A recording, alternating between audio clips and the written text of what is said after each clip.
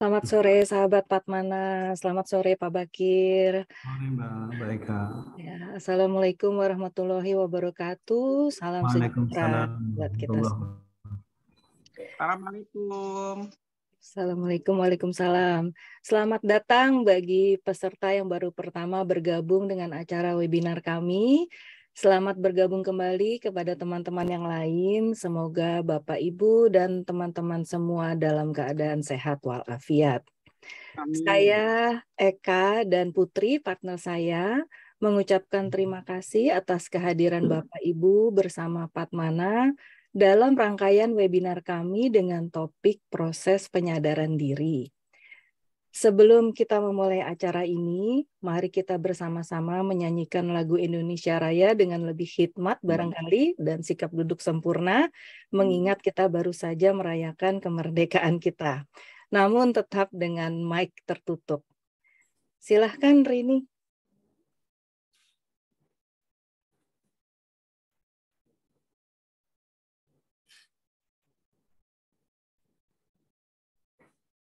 Boleh lihat apa? Boleh lihat. Halo.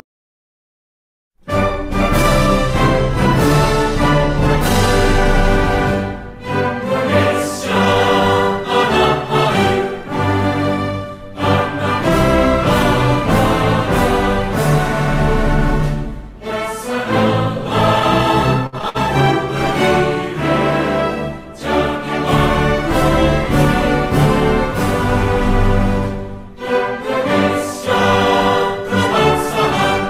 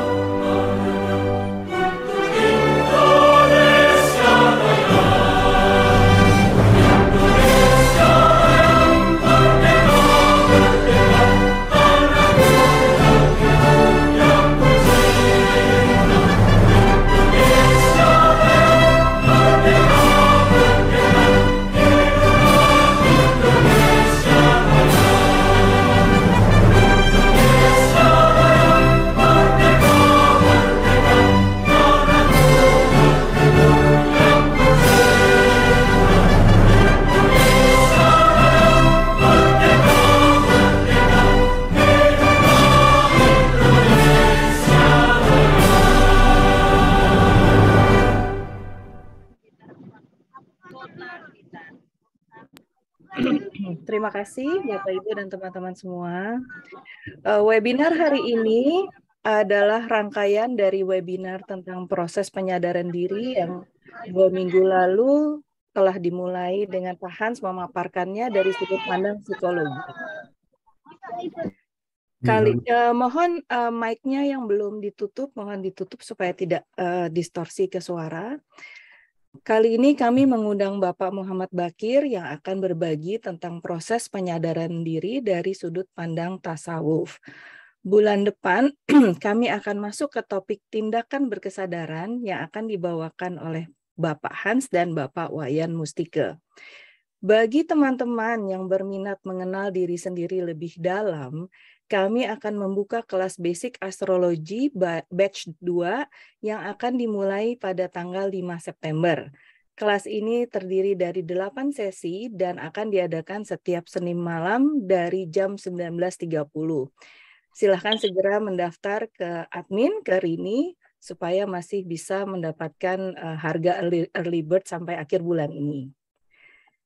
Susunan acara hari ini adalah paparan materi oleh Bapak Bakir sekitar 1 jam atau kira-kira sampai jam 17.30 yang akan dilanjutkan dengan tanya jawab.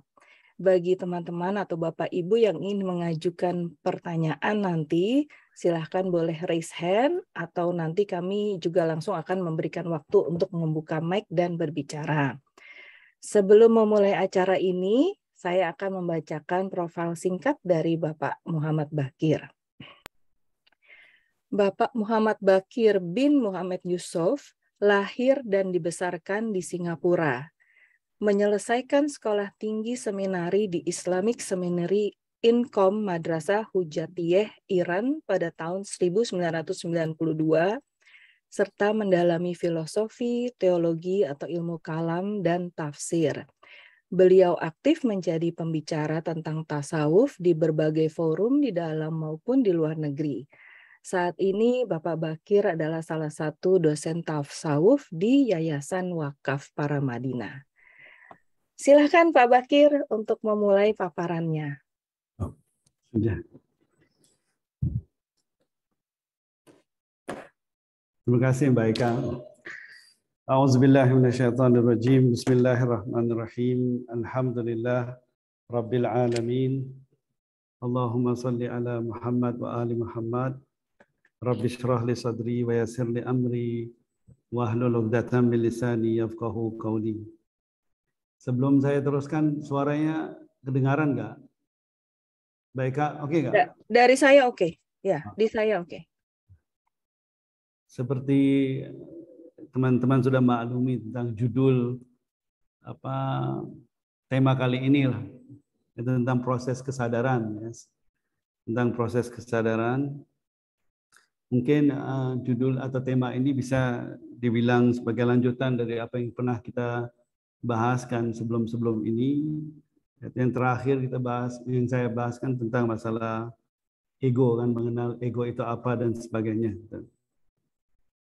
Kali ini kita akan bahas, kalau aku tidak sebutnya sebagai proses kesadaran, lebih ke perjalanan kesadaran, gitu, seperti itu. Perjalanan kesadaran. Dan jelas kalau kita mau bahaskan kesadaran itu bisa aja kita bahas dari berbagai pendekatan, kan, dari berbagai sudut pandang dan sebagainya.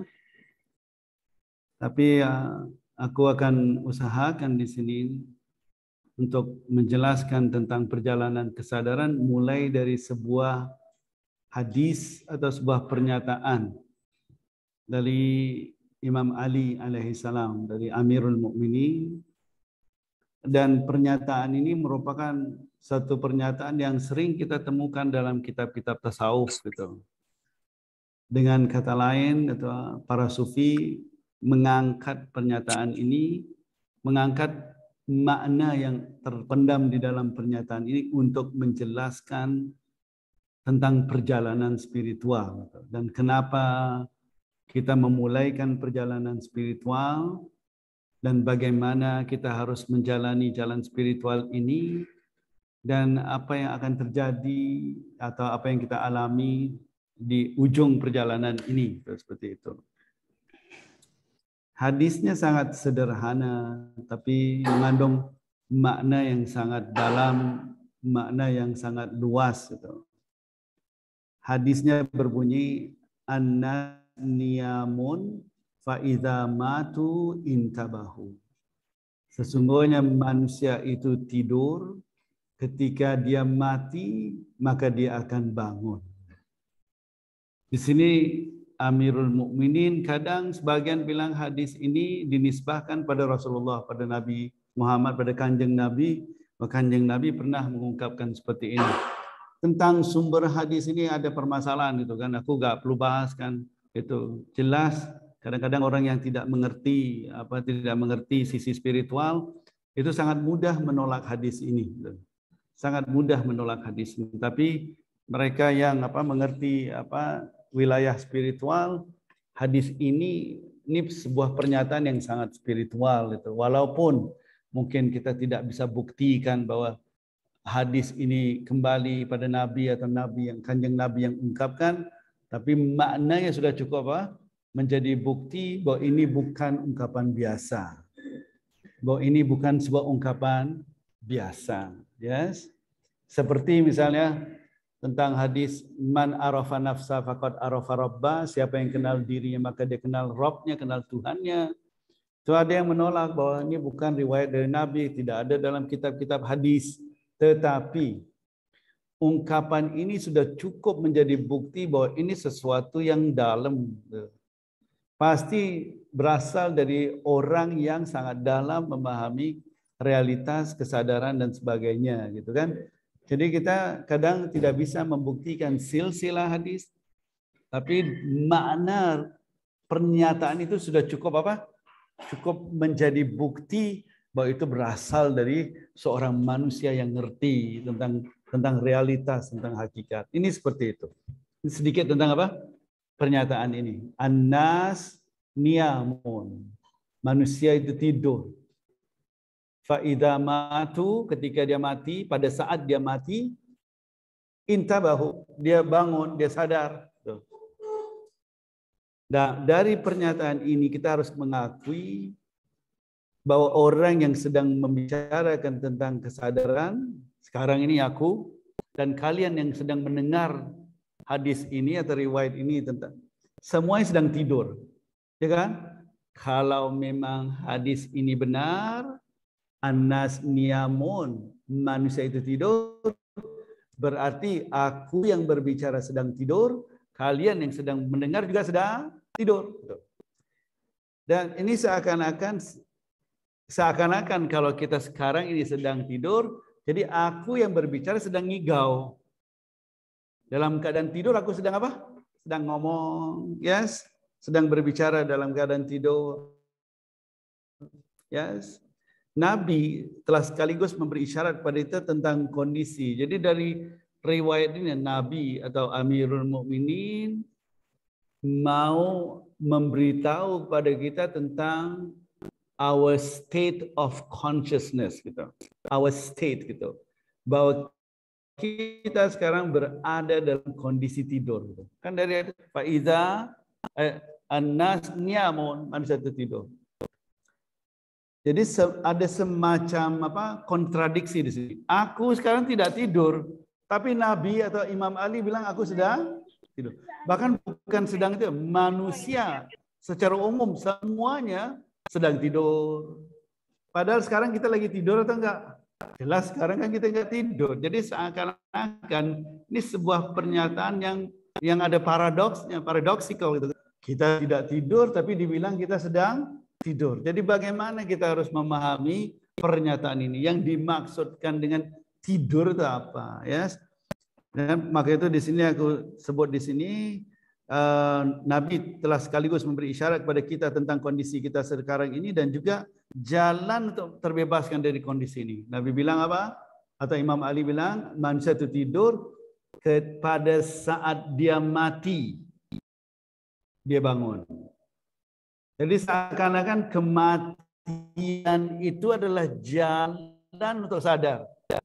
Jadi ada 3 kalimat atau 3 kata yang kita harus perhatikan. 1 tidur, 2 mati, 3 bangun. al-mautu, an-naum tidur, al-maut mati, dan ketiga al-intibah. Intibah itu bangun, sadar, attention, attentive, seperti itu. Maksud intibah itu kan. Jadi kita perhatikan itu dulu. So pertama kita ingin paham dulu niam apa. Aku pengen jelaskan proses kesadaran atau perjalanan kesan lewat hadis ini dulu. Yes, lewat hadis Nabi itu atau hadis dari Imam Ali di sini. Nanti pelan-pelan kita akan sampai ke masalah prosesnya tadi. Yes, karena seperti aku bilang kita understand before anything we should understand our state right now. Kita berada dalam state yang gimana? Kondisi kita sekarang ini apa? Nabi atau Imam Ali bilang kondisi kita sekarang lagi tidur. Bahkan dia bilang anas niamun, manusia itu tidur, dah selesai. Bukan manusia bisa tidur, kadang-kadang tidur, kadang-kadang enggak. Manusia itu tidur. Dalam kondisi apapun, we are in the state of sleep. So kalau bisa tulis di sini kan, di sini kita we are in the state of sleep. The question is, what is sleep di sini? Maksud sleep di sini apa? Tidur di sini apa? Naum di sini apa? Manusia itu niamun itu apa? Yes. Kita mau lihat dari situ. Kita akan bertolak dari this meaning gitu kan. What is sleep gitu. Now, jadi tetapi pernyataan ini sudah mana tadi? Ya kondisi atau state kita sekarang inilah state of sleep, bahwa kita semua sedang tidur gitu. Padahal kita tidak tidur. Tetapi pernyataan ini sudah pasti mengganggu pikiran kita karena kita sedang tidak tidur. Apakah Imam Ali keliru dalam hal ini? Dia bilang manusia itu tidur. Atau kita belum paham maksud dia dari tidur itu apa? Yes. Now, terkesan bahwa pernyataan ini adalah pernyataan yang keliru karena ia tidak memberitakan kepada kita tentang kenyataan yang sedang kita alami sekarang ini. Karena kenyataan yang kita sedang alami adalah awake. Kita lagi in the state of awake. Kita bukan state of sleep gitu kan. Nah, dengan kata lain pernyataan ini terkesan bertentangan dengan kenyataan yang ada atau bertentangan dengan pengalaman kita sekarang ini. We are experiencing awakeness, bukan sleep gitu kan, seperti itu. Dengan kata lain pernyataan ini terkesan bertentangan dengan kenyataan yang ada, seakan-akan Nabi ingin memulaikan perjalanan atau Imam Ali ingin kita memulaikan perjalanan dari sebuah paradoks. Jadi kita mulaikan perjalanan kesadaran lewat paradoks ini. Dia bilang kita tidur padahal kita tidak tidur. It's a kind of paradox. So we have to start from there. Jadi perjalanan ini kita mulai dari paradoks. Dari sebuah apa? Paradoks antara pernyataan Imam Ali dan pengalaman kita. Pernyataannya bilang kita tidur. Pengalaman kita bilang kita tidak tidur. This is a paradox. Gitu. Jadi seakan-akan kita, gini loh, ketika seorang manusia melontar pernyataan seperti ini pasti bikin kita mikir kan, manusia itu tidur. Maksudnya apa? Manusia itu tidur. Maksudnya apa? Itu kan buat kita jadi mikir gitu. Yes, karena pengalaman kita tidak sama dengan pernyataan tadi. Yes. Now, dan ini akan membuat kita mulai berpikir apakah memang sekarang ini kita sedang tidur. Kalau memang Imam Ali benar, berarti kita sedang tidur sekarang. Yes, this is something interesting ya. Ini sebuah pernyataan sangat menarik. Jika kita menanggapi pernyataan ini secara serius, pasti kita berada dalam kondisi ini tidur atau enggak tidur nih kita sebenarnya. Yes. Tuh. Kalau memang kita sedang tidur, ini berarti semua yang ada di depan kita dan semua yang sedang kita alami adalah sekedar mimpi. Kalau kita memang tidur. Kalau pernyataan ini memang benar, berarti ini semuanya mimpi atau enggak? Nah, simpan. Padahal kita lihat sekarang. Jadi aku mau apa? Ini pernyataan dari Imam Ali, tapi kita bertolak dari pengalaman kita sendiri. So we start from how we understand ourselves and what we experience itu. Bukan apa? Aku tidak mau bahaskan ini dari segi bahasanya apa semuanya enggak. Jadi pernyataan ini kita mau lihat dengan pengalaman kita. Dan kita dengan pengalaman ini kita ingin mendalami pernyataan ini itu aja. Yes, gitu. Kemudian pernyataan selanjutnya adalah pernyataan yang agak menyeramkan. Kangjeng Nabi atau Imam Ali menyatakan bahwa hanya ketika kita mati kita akan bangun. Perhatikan ya, di sini sampai pada second point kan, death. Dalam bahasa Arabnya kan al-maut, kematian. Dan Imam Ali bilang apa? Perhatikan pernyataannya. Pada saat dia mati, bukan sesudah dia mati. Not after death. Bukan setelah apa? Bukan ini.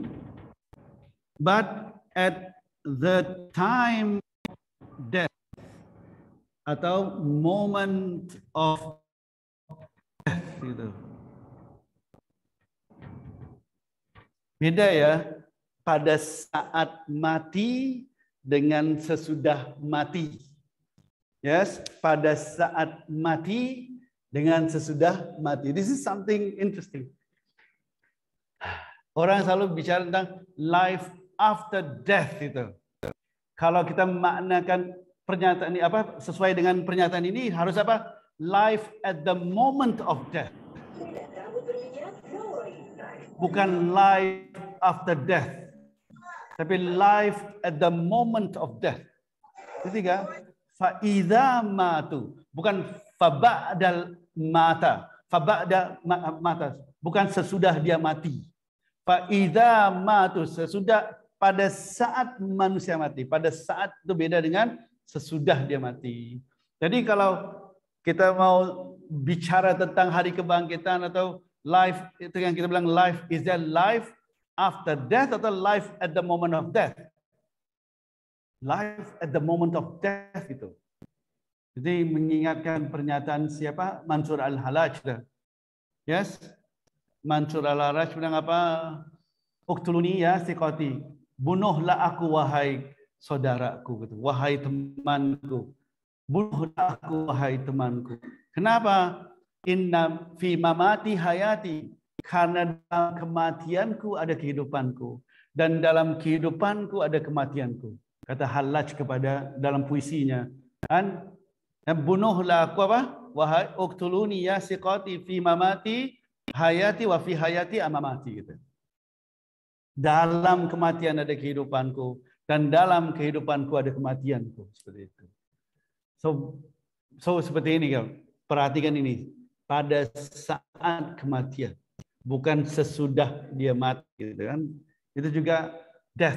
Nanti kita akan lihat di sini maksud death juga apa. Kan? Jadi di sini kemudian pernyataan selanjutnya pernyataan yang agak menyeramkan. Kanjeng Nabi atau Imam Ali menyatakan bahwa ketika kita mati kita akan bangun. Aku jadi kepikiran apa Kanjeng Nabi atau Imam Ali bilang ketika manusia mati dan tidak katakan setelah manusia mati. Dengan kata lain, kita akan bangun pada saat kita mati atau the moment of death itu. Aku merasakan seperti makna kematian adalah kunci untuk memahami paradoks ini. Paradoksnya apa? Pernyataan bilang kita tidur, pengalaman bilang kita tidak tidur. Ini paradoksnya. Kunci di mana? Idza matu, ketika mereka mati, ketika manusia mati dia akan sadar. Jadi kunci untuk memahami paradoks ini atau kunci untuk menguraikan paradoks ini adalah apa? Death. Makna kematian pada saat moment of death. Yes, gitu. Jadi mati itu apa sebenarnya? Yes. Dan jika kita perhatikan lagi pernyataan Kanjeng Nabi atau kita akan lihat bahwa Kanjeng Nabi menyatakan bahwa manusia akan bangun atau sadar pada saat dia mati. Ini yang ketiga. This is one state of sleep, dua death, ketiga apa? Awakeness. Bangun. Kita jadi awakeness atau attention, awakeness, awareness, kita jadi bangun, sadar. Kita bangun. Yes? Ini tiga yang kita temukan dalam pernyataan ini tiga. Yes? Tapi intabahu, awakeness adalah sesuatu yang terjadi at the moment of death. Gitu. Yes? Now, kita lihat di sini. Dan jika kita perhatikan lagi Kanjeng Nabi, kita akan lihat bahwa Kanjeng Nabi menyatakan bahwa manusia akan bangun atau sadar pada saat dia mati. Kanjeng Nabi tidak langsung katakan bahwa manusia akan hidup. Kenapa Nabi atau Imam Ali tidak gunakan kata hidup? Kan itu the opposite of mati harus apa? Hidup. Lawannya mati kan hidup. Yaitu seharusnya annas niyamun izamatu misalnya fa'ahyahu. Ketika dia mati maka dia hidup. Tapi di sini intibah lawannya apa? Di sini lawan intibah adalah niam, tidur tadi. Yes, mati di tengahnya kan? Jadi intibah di sini is the opposite of awakeness is the opposite of apa? Sleep gitu. Jadi perhatikan ya. Dan ini berarti Kanjeng Nabi ingin menekankan hakikat kesadaran dan maka itu kalimah tidur di sini harus difahami sebagai kalau di sini kan dibilang apa? Imam Ali bilang An-nas niyamun, yes. Sleep is in the state of sleep. When they die, ketika manusia mati pada at the time of death gitu, apa yang terjadi? Awakeness, yes. Ini al-intibah. Berarti di sini ada kaitan enggak? Sleep, awakeness is the opposite of sleep. Jadi sleep, tidur di sini kita bisa maknakan apa? Not awake. Tidak sadar. Tidak sadar. Bukan tidur dalam arti kita memejamkan mata kita, enggak. Bukan tidur dalam arti kita merem, enggak. Tidur dalam arti kita enggak sadar. Berarti orang seperti kalian sekarang ini awake dalam arti apa? Melek. Sekarang aja belum tentu melek matanya kalau lagi ngomong. Sekarang aja orang kan maknakan tidur dan bangun itu dengan kondisi mata. Mata merem tidur, mata melek bangun gitu kan? Enggak, maksudnya tidur itu tidak sadar karena lawannya awakeness. Idza matu, ketika mereka mati maka mereka sadar. Jadi maksudnya apa? Tidak sadar. Kan ini awakeness is the opposite of sleep. Jadi sini opposite of awakeness apa? Not awake. Jadi tidur ini bukan pejam mata. Tidur ini bukan karena kita merem. Tidur ini karena kita gak sadar. Nah kalau kita maknakan seperti ini, pernyataan ini mulai make sense gak? Yaitu manusia tidak sadar. Ketika dia mati, dia tidak sadar. Nah, cuma di sini mati itu apa nih? Tapi sampai sini udah mulai make sense gak? Manusia itu tidak sadar. Bukan manusia itu tidur. Tidur lalu apa? Tidak sadar. Gitu. Lihat aja. Kemudian, tetapi mengapa Imam Ali atau menyatakan manusia sedang tidur padahal kita tidak sedang tidur? Ini berarti maksud dari tidur adalah tidak sadar. Karena pada saat kita tidur, kita tidak sadar. Maksud tidur di sini adalah makna intinya. Inti makna tidur bukan bentuk tidur. Bukan misdak tidur. Kalau misdak atau bentuk tidur kan pejam mata, merem. Yes. Perhatikan Yesus. Yesus bilang apa? I am asleep, but my heart awaketh. Aku tidur, tapi hatiku bangun. Seperti itu. Aku tidur, tapi hatiku bangun. Itu tidur apa? Itu dibilang apa? Spiritual slumber. Tidur spiritual. Kalau kalian tidur spiritual nggak?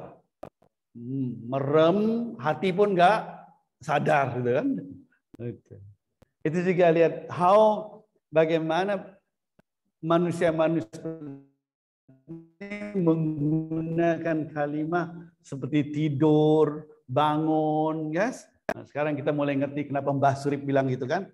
Bangun lagi, tidur lagi, bangun lagi, tidur, bangun lagi, gitu kan? Maksudnya bangun tidur apa sih? Aku bukan mau melebihkan Mbah Surip, cuma kasih contoh aja, gitu kan? Nah, jadi kita harus paham tidur itu apa? Gak sadar. Kita perhatikan di sini. Bayangkan ada seorang laki-laki di depan kamu kan? Orang sedang kita bilang kita yang sedang kita lihat orang itu sedang tidur. Karena apa? Merem matanya, dia menjamkan mata. Tentu sekali lelaki itu tidak dikatakan tidur karena dia tidak sadar pada sekitar eksternalnya kan. Dia tidur karena dia nggak sadar pada ruang tadi. Ya sudah, kita bilang dia tidur karena he is not aware of his surroundings. And he is not aware of apa? Of his ambience itu kan, dia nggak sadar pada lingkungannya. Kita bilang orang ini tidur. Tetapi lelaki itu tidur nggak di dalam tidurnya? Pada saat dia tidur nggak di dalam? Enggak, karena dia sedang bermimpi. Di dalam mimpi dia tidur atau bangun? Dia sedang bangun. Jadi dia melek dalam mimpi, merem secara eksternal. Jadi kita bisa bilang apa? Bahwa dia tidur di ruang eksternal, tapi dia bangun di dalam alam mimpi enggak? Dia sedang bangun di alam mimpi. Kita sebut itu alam mimpi. Tetapi mereka atau siapapun yang ketika berada dalam alam mimpi tidak pernah merasakan itu mimpi, pasti kenyataan. Setelah kita bangun baru kita sadar itu mimpi. Jika kalian tidak pernah bangun, berarti you will always think that that is a reality kan, betul itu kenyataan. Hanya karena kita bangun aja. Kalau kita nggak bangun, kita akan selalu merasakan itu apa? Realitas atau enggak? Jadi si lelaki itu tidur dalam arti relatif enggak? Tidur ketika dibandingkan, dinisbahkan pada alam mimpi, dia sedang apa? Bangun atau tidur? Bangun. Tapi kalau kita relasikan dia dengan apa? Alam luar ini, dia sedang apa? Tidur. Dan dalam arti apa? Dia sadar pada alam mimpi, tapi tidak sadar pada alam eksternal. Itu mana tidur ya? Tidak sadar. He is awake in his sleep, but not awake in this world, in this outside world. Oke, pelan-pelan ya gitu. Nah, setelah itu kita lihat, dari dalam mimpinya lelaki itu sedang melek dan bangun, bahkan dalam mimpi itu lelaki itu sudah pasti akan merasakan bahwa sekitarnya adalah kenyataan, yes? Dan tidak ada kenyataan selain itu. Atau dia tidak tahu ada kenyataan selain itu. Tetapi ketika dia bangun, maka dia akan sadar kepada kenyataan yang ada di wilayah eksternal. Dia bangun baru sadar, oh ternyata ada apa? Ada ruang ini, ada wilayah eksternal yang lain. Nah, Kanjeng Nabi atau Imam Ali sebenarnya sedang memberitahu kepada kita. Nah, dari pernyataan ini kita dapat tahu apa? Bahwa dia sedang memberitahu kepada kita bahwa sekarang ini kita sedang tidur, alias kita tidak sadar pada satu wilayah realitas. Kita sedang melek di dalam mimpi kita, tapi kita merem dan tidak sadar pada realitas yang lebih luas itu. Ketiga, jadi manusia semua tidur gak sekarang? Tidur pada apa? The other world, aku akan gitu aja. Tidur pada the other reality, gitu kan? Tapi the reality that we are in, kita sedang sadar kok. We are not asleep in this reality, tapi we are asleep in that reality gitu. Jadi bayangkan ini, realitas itu ada Tuhan. Bayangkan itu, realitas itu ada Tuhan. Di sini ada realitas, ini ada kita, yes? Kita lagi dengar webinar atau apa dan sebagainya. Tuhan melihat kita lagi apa? Tuhan sedang lihat kita lagi ngapain? Hah? Di rumah. Tuhan sedang lihat kita lagi ngapain? Lagi tidur atau enggak? Tuhan lagi lihat kita lagi tidur. Kita di dalam pikir kita tidak tidur. Padahal kita sedang apa? Ada something gitu. Ini tiga. Manusia itu tidur. Sekarang make sense ya nih? Maksud apa? Manusia itu tidur. Kalau kita lihat realitas itu hanya satu lapis aja, pernyataan ini nggak make sense. Tapi pernyataan ini akan make sense kalau realitas banyak apa? Lapisannya. Yes? Bahkan lapisan yang lainnya itu lebih luas dan lebih dalam. Nah, aku akan jelaskan lebih real itu. Lapisan realitas yang ada sekarang ini adalah lapisan realitas atau wilayah realitas yang apa? Sempit dan kurang real. Aku tidak gunakan tidak real. I use the word less real. Di atas more real, most real, and the only real. Sekarang kita berada in the world which is less real. This world yang kita namakan less real is what we call dreams. Ini mimpi. The less real world is our dream. Yes. Nanti juga kita perlu bahaskan. Is it our dream atau is it God's dream? No. Mimpi kita atau mimpi Tuhan? Atau itu nanti aja. Yes. Is it God is dreaming us atau we are dreaming in this world, gitu kan? Ala kulli hal. Nanti aja. Kalau kita bilang God is dreaming, Tuhan lagi bobok gak? Tuhan lagi bobok. Masalah nggak kalau Tuhan bobok? Kalau dalam Al-Quran bilang, la sinata wala naum, dia tidak ngantuk dan tidak tidur. Tapi Tuhan Yesus tidur kok. I am asleep, but my heart awakened. Tapi hatiku tidur, sadar. Masalah lain. Yes. Jadi dalam Christianity Tuhan bisa tidur nggak? Ya bisa-bisa aja. Tapi sadar itu maknanya beda ya. Ala kulli hal. So, sekarang udah ngerti maksud tidur apa kan? Jadi maksud tidur itu bukan merem, tapi tidak sadar. Ketika tidak sadar pada wilayah realitas yang lain, berarti kita tidur pada dalam wilayah itu. Dan ketika kita sadar pada wilayah ini, berarti kita sedang melek di wilayah ini. Yes, gitu. Ya, pernyataan itu bilang anas niamun. Manusia itu tidur, yaitu tidak sadar pada realitas yang lebih luas lagi. Yes. Dia hanya sadar dan melek pada realitas yang sempit yang ada dalam kapasitas dia itu sendiri. Yes. So, kemudian selagi kita belum melek dalam dan wilayah mimpi adalah wilayah yang ada dalam diri kita atau dalam pikiran kita. Selagi kita belum melek kepada wilayah di luar mimpi ini, maka kita akan selalu berada dalam kondisi tidur. Pernyataan berikutnya adalah bagaimana kita bisa keluar dari tidur ini kan? Kuncinya adalah death kan? Itu at the moment of death you escape this sleep. Pada saat kematian kita bangun. Berarti kita terlepas dari tidur ini atau enggak? Kita terbebaskan dari tidur ini. Death. Orang kalau dengar kata death, maut, kematian selalu merasakan sesuatu yang apa? Menyeramkan atau apa. Padahal this is the way that you will become aware. This is the way that you will become awake. Death. Kematian itu apa? Yes. Sekarang kita kematian. Aku bahaskan straight to the point aja ya, enggak muter-muter gitu kan. Jadi kita paham apa itu tidur, maksudnya dari tidur apa? Bangun apa? Sekarang kita mau lihat apa? Kenapa death gitu.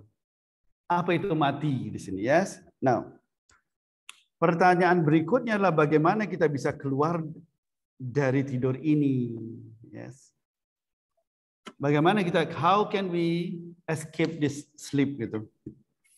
Sepertinya tidak mudah untuk keluar dari tidur ini karena ia berbeda dengan tidur yang biasa kita alami. Kalau tidur yang biasa kita alami, kadang kita bangun sendiri, kadang kita dibangunin, ya kan? Gitu. And it's easy to wake. Kalau dibangunin sih gampang dibangunin, cuma kadang kalau subuh agak susah dibangunin gitu. Yes, kalau sahur agak susah dibangunin gitu. Yes, gitu. Karena susah.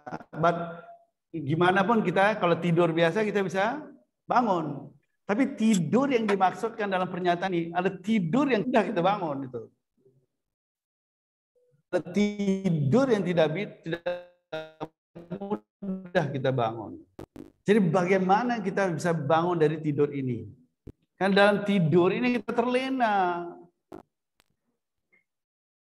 Yes. Di sini ketika kita sedang tidur sekarang ini. Sekarang ini kita sedang tidur atau sedang bangun nih? Kata Ramana Maharishi gitu kan.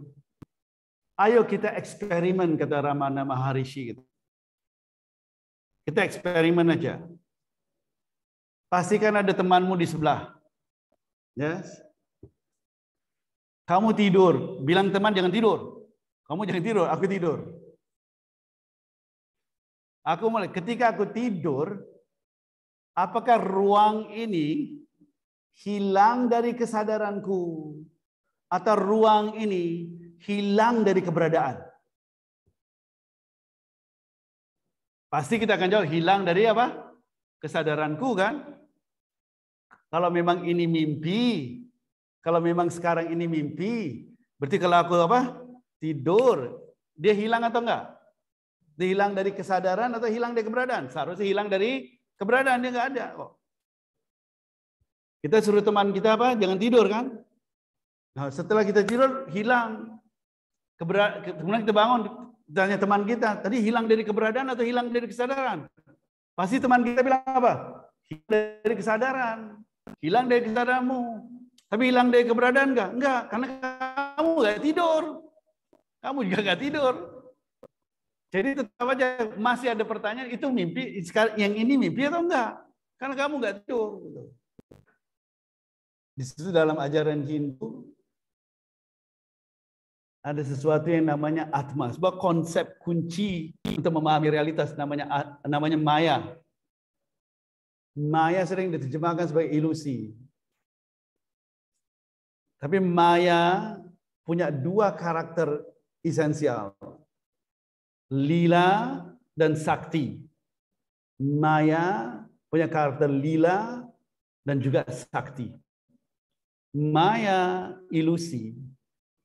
Kata guruku, lebih sulit memahami maya daripada memahami atma. Maya itu divine feminine. Maka itu lebih sulit memahami perempuan daripada memahami Tuhan. Yes? Enggak ya? Jadi maya divine feminine. Kenapa? Disitu guru jelaskan ya. Dari mana munculnya maya gitu kan? Ilusi ini muncul dari mana? Atma atau Brahma itu di awal Brahma nirguna mutlak. Brahma apa? Nirguna atau nirguna Brahman atau para Brahman juga bisa. Atau para Atman juga bisa, nirguna Brahman juga bisa. Itu sebuah hakikat yang melampaui segala sifat, melampaui segala relasi, melampaui apapun. Di sana nggak ada relasi apapun. There's no relationship, no attributes, no qualities, no descriptions, no definitions. Sudah. Nirguna, tidak ada guna, itu sifat-sifat nggak ada. Atma atau Brahma nirguna seperti ini pasti absolut kan? Unconditionally absolute, unconditional absolute. No paham? Sesuatu yang absolut pasti infinite gak? Sesuatu yang absolut pasti tak terbatas. Ya, ketika ada batas dia tidak absolut. Absolut pasti apa? Tidak terbatas, infinity. Nah, dalam infinity, dalam infinitude pasti ada all possibility gak? Kalau some possibility, dia terbatas atau tak terbatas? Kalau sebagian possibility pasti ada terbatas. Kalau dia tidak terbatas, pasti dalamnya terpendam all possibilities. Dan termasuk antara all possibility tadi apa? Possibility mentiadakan dirinya. Possibility absolute mentiadakan dirinya. Kalau possibility ini tidak ada, berarti dia tidak infinite. Nah, pertanyaan kita, possibility ini bisa terrealisasi nggak? Mentiadakan dirinya. Bisa nggak dia mentiadakan dirinya, esensinya yaitu sebuah realitas? Ini nggak bisa, nggak mungkin. Berarti dia akan mentiadakan diri di luar atau enggak? Bukan dalam dirinya, bukan dalam zatnya, tapi di luar. Yes. Sedangkan tidak ada apapun di luar dirinya. Karena dia tidak terbatas. An infinite reality has no outside. Realitas yang tak terbatas nggak ada luar. Kalau dia ada luar, berarti dia terbatas nggak? Kalau tak terbatas kan there is no outside ya. Emang Tuhan punya outside? Nggak ada. Everything is within Him, gitu kan? Jadi karena dia tidak terbatas, tidak ada di luar, maka possibility mentiadakan dirinya tidak bisa terjadi pada zatnya, tidak juga bisa terjadi pada di luar zatnya, nggak ada something outside kok. Tapi harus terjadi di mana? Antara zatnya dengan di luar apa? Zatnya tadi. Itu maya. Illusion itu muncul because of that. Gitu. Karena the realization of this possibility of merealisasi possibility mentiada dirinya, bukan pada zatnya, bukan di luar, tidak ada di luar, maka di antara zat dengan antara apa? Di antara zat within zatnya ya. Maya itu lila. Lila itu illusion. Lila itu teater. Lila itu panggungnya. Lila itu permainannya. Itu maya.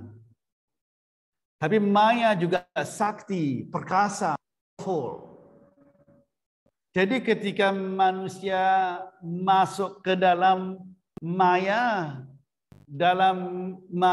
pasti dia pikir itu real, padahal itu tidak real. Kedua, karena maya sakti, perkasa, kita susah melepaskan diri kita dari keperkasaan maya. Maya sakti. Kita pikir misalnya, ada orang gini, dia masuk perjalanan spiritual, akhirnya dia pikir sudah sampai pada Tuhan, padahal itu masih maya. Nonton itu gak film Life of Pi? Life of Pi ke Life of Pi gitu kan? Pada satu saat kan dia sampai ke pulau, dia merasakan itu udah sampai pulau, padahal itu apa? Bukan, it's an illusion gitu. But you think it's real gitu. Maya bisa membuat ilusi, kita merasakan ilusi itu real banget. Pada saat kita tidur dan kita mimpi, kita rasakan itu real atau enggak? Itu real bagi kita enggak? Pada saat kita tidur dan mimpi, itu real atau enggak? Hanya ketika kita bangun baru kita pikir, sadar itu apa? Tidak, itu mimpi. Itu maya. Itu kan kita berada dalam tidur biasa. Kalau tidur ini unawareness, avidya. Unawareness apa? Bahasa Sanskertanya avidya kan? Kalau lawannya apa? Vidya. Kan kalau kita berada dalam the state of avidya, bukan state of sleep yang gitu, tapi avidya.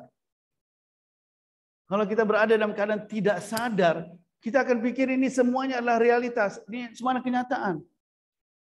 Bagaimana kita bisa melepaskan diri dari kondisi avidya ini kan? Bagaimana kita bisa keluar dari tidur ini atau dari mimpi ini? Susah. Jawabannya apa? Jalan keluar dari tidur ini, jalan keluar dari ketidaksadaran adalah hanya satu aja. Ketika sang kesadaran yang masuk dalam mimpi kita dan sadarkan kita. Apa? Absolute consciousness itself. Saat Chit Ananda, being consciousness dengan blissfulness, ketika sang kesadaran masuk ke dalam mimpi kita, dia yang bangunkan kita. I use the word sang kesadaran ya. Kalau dalam bahasa agama, Tuhan. Tuhan yang harus masuk ke dalam mimpi kita, Tuhan yang bangunin kita. Dari dalam atau dari luar? Dari dalam ini. Kalau kita mimpi tidur biasa, kita bangunin orang dari dalam atau dari luar? Dari luar kan, bangun. Yes. Kalau tidur yang ini, nggak bisa kita bangun dari luar. Harus masuk ke dalam mimpinya. Harus masuk ke dalam mimpinya dan bangunin orang itu dari dalam mimpinya. Yes. Bagaimana Tuhan atau sang kesadaran masuk ke dalam mimpi kita. Jadi sekarang ini kita lihat ini semua sedang mimpi atau enggak? Berdasarkan riwayat ini, kita sedang mimpi atau enggak? Ini alam mimpi enggak? Semua ini alam mimpi atau enggak? Kita sedang tidur atau sedang melek? Melek di sini, tidur di sana. Always remember that. Melek di sini, tidur di sana. Bagaimana kita mau dibangunin? Kita bilang bangunin, dia bilang aku enggak tidur kok. Gitu. Bilang bangun kamu, aku enggak tidur. Ini sekarang pernyataan ini muncul di tengah kehidupan kita kan. Manusia itu tidur, kamu itu tidur. Kita enggak, siapa bilang aku tidur? Aku lagi bangun kok, melek. Jelas riwayat seperti ini bukan untuk konsumsi umum. Orang awam pasti nggak ngerti, kenapa bilang tidur sedangkan kita nggak tidur. Anas niamun. Jadi yang bisa, jadi bayangkan gini ya, aku gini aja. This is the state of sleep. This is your dream. Atau this is Maya, kan? Dan kita ada di sini. This is you. This is you. Yes? Dan kita pikir ini apa? Real atau enggak? We think this is real. Padahal you are sleeping, kan? This is sleep. Di luar ini apa? This is real, kan? Realitas itu di luar ini. Yes?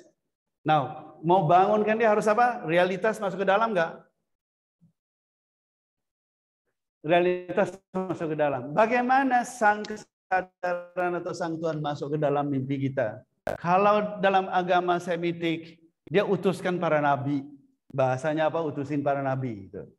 Para nabi jiwa-jiwa yang ketika masuk ke dalam alam mimpi, dia tidak bobok. Kalau para nabi masuk ke dalam alam mimpi ini, dia bobok, dia ikut mimpi kah?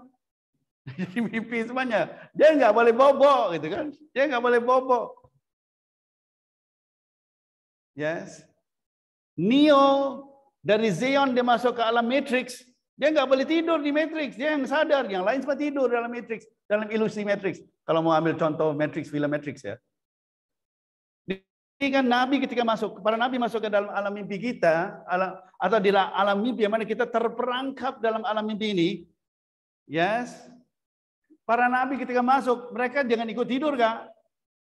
Ya, jangan ikut tidur kalau mereka ikut. Makanya mereka orang yang sadar. Mereka wong Jowo. Mereka Jowo itu apa? Sadar kan? Jadi semua nabi Jowo atau enggak?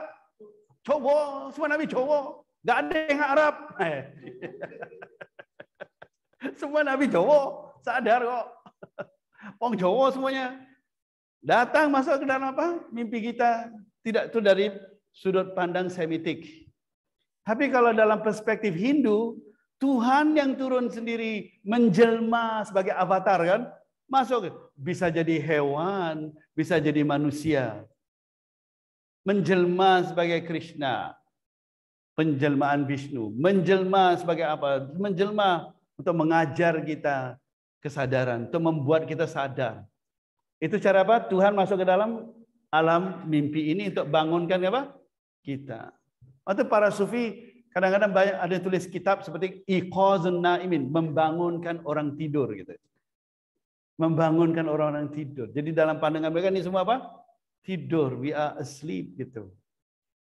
Dan kita akan lihat juga dalam tradisi yang lain tidak terlalu jauh juga. We are all asleep gitu kan, kita sedang tidur. Yes. Jadi cara untuk membangunkan kita, Tuhan sendiri dalam bahasa Hindu, Tuhan sendiri turun ke dalam mimpi, yes. Kemudian Tuhan yang bangunkan kita dari dalam. Kalau dalam bahasa Semitik, Tuhan utuskan para nabi, kan, untuk membangunkan kita dari dalam. So ini yang apa? Bagaimana Tuhan harus, bagaimana kita bisa keluar dari pernyataan ini, kita bisa paham apa? Apakah kita keluar dari jebakan mimpi ini melalui upaya kita, atau kita keluar dari jebakan mimpi ini dari karunia Tuhan? You are asleep, you cannot wake yourself up itu. Kita terlena, kita nggak bisa bangunkan diri kita kok. Hanya sang kesadaran yang bisa bangun, karena sang kesadaran nggak pernah tidur. Waktu dalam Al-Quran kalau disebut la sinata wala naum, tidak ngantuk dan tidak tidur, bahasa metafisik dia adalah kesadaran mutlak, tidak ngantuk, tidak tidur. Dia adalah kesadaran mutlak. Gak mungkin Tuhan dalam bahasa Al-Quran gunakan gitu, orang nggak ngerti ini.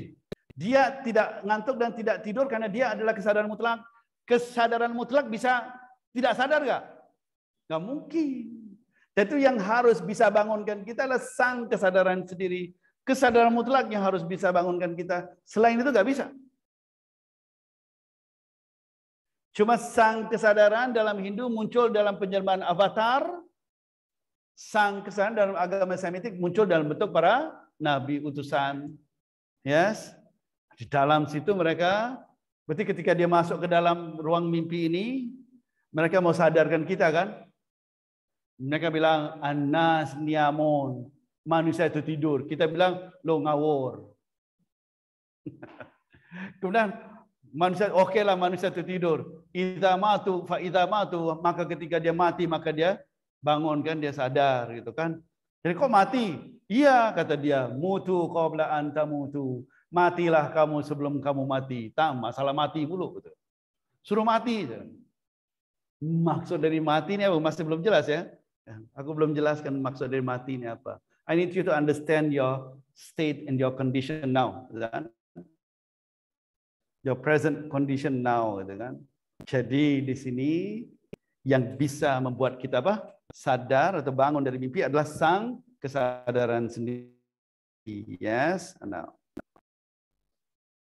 Pertanyaan berikutnya adalah bagaimana kita bisa keluar dari tidur ini? Sepertinya tidak mudah untuk keluar dari tidur ini karena ia berbeda dengan tidur yang biasa kita alami. Yes. Kangjeng Nabi menyatakan bahwa jalan keluar dari tidur ini adalah kematian. Lebih tepat lagi Kangjeng Nabi menyatakan bahwa pada saat kematian kita akan bangun dan sadar.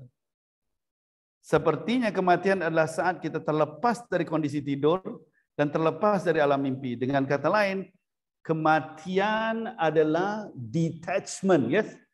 Detached from this dream world. Lepas kelekatan pada dunia mimpi ini. Terlepas dari maya. Terlepas dari maya. Ketika ada detachment itu apa? Pindah atau enggak? Detachment itu pindah enggak? Misalnya A sama B. I am detached from A. Berarti aku pindah posisiku enggak? Ada pemindahan enggak di sini? So ketika ada detachment, pasti ada transfer. Kalau ada transfer, another word for transfer, perjalanan enggak? Kalau you are attached, you are not going anywhere. No journey. Attachment means no journey. Detachment itu journey atau enggak? Dan detachment pasti ada transfer, dan transfer pasti ada apa? Adalah journey gitu. Jadi death is a journey. Kematian adalah detachment, detachment adalah transfer, dan transfer adalah perjalanan. Maka kematian adalah apa? Perjalanan. Yes. Dan lazim dari detachment adalah kita akan berpindah dari satu alam ke alam lain. Detach dari alam mimpi ini from this dream world, kita masuk ke realitas lain enggak? Realitas yang lebih luas lagi atau enggak? Kita masuk ke sana, kan? Dan apa? Berarti apa? Kita akan berpindah dari satu tahap kesadaran kepada tahap kesadaran lainnya. Seperti ketika kita bangun dari mimpi, sebenarnya kita telah meninggalkan dan lepas dari alam mimpi enggak? Kalau kita bangun dari mimpi, kita melepaskan alam mimpi, detach from that, dan mulai masuk ke alam kenyataan ini enggak? Realitas eksternal ini. Maka kematian adalah detachment yang sekaligus adalah transference atau journey. Terlepas dari kelekatan dan berpindah atau perjalanan. Maka itu kita ini mengingatkan kita pada riwayat Kanjeng Nabi yang bilang mutu qabla an tamutu.